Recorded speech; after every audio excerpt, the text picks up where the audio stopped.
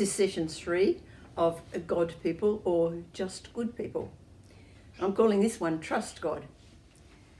Yesterday we looked at how the Israelites crossed the Jordan River into the land that God had promised them. And when they crossed, they camped a few days at a place called Gilgal. And here they celebrated the Passover for the first time since they'd left Egypt. And so it was remembering how God had brought them out of bondage and finally to the promised land. They also circumcised all the men because this was a sign of their belonging to God.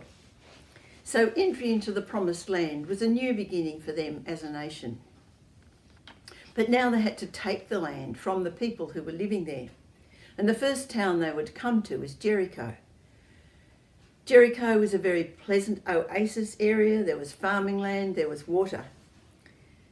Having heard that the Israelites had crossed the river, the gates of the city were firmly shut, so no one could go in or out. They were in lockdown. As Joshua approached the city, there was a messenger from God who met him and said, "See, I have delivered Jericho into your hands, along with the king and its fighting men." And then he gave Joshua the instructions as to what they were to do. And of course, this is another great Sunday school story. But every day, 7 priests blowing trumpets were to march around the walls. They were preceded by a guard of soldiers. Behind them were priests carrying the ark, and then behind them was another guard of soldiers.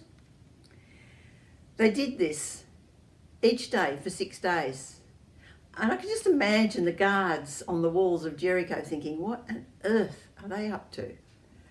But they must have been a bit fearful because they already knew that the God of the Israelites was an awesome, powerful God and didn't do what they expected him to do. Then on the 7th day, they were to walk 7 times around the walls. And on the 7th time, the last time, all the soldiers were to shout a mighty shout. And this shout was a victory cry, because that's where the battle was won. Because immediately the walls crumbled and the soldiers were able to enter the city and destroy it.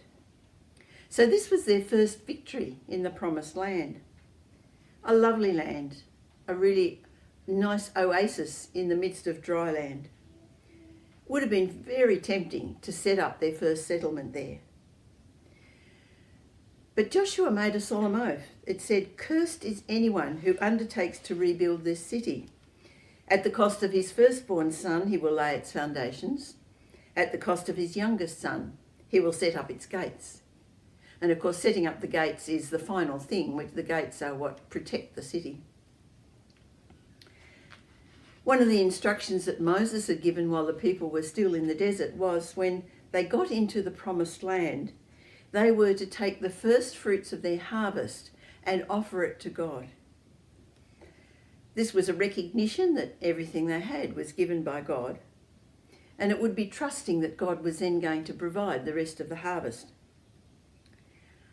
If you like, the taking of the city of Jericho was like the first fruits of their campaign of the promised land. And it was to be left as a memorial to God and what God had done. It belonged to God. There's an interesting little verse in 1 Kings 16, which is many, many years later. A man named Hiel rebuilt Jericho.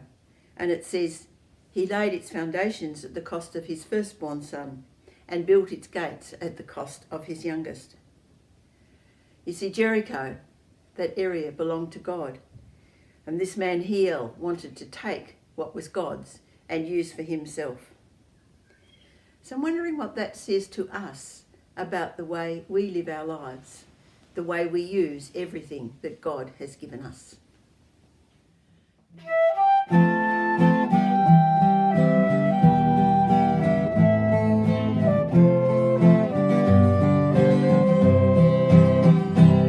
When it's all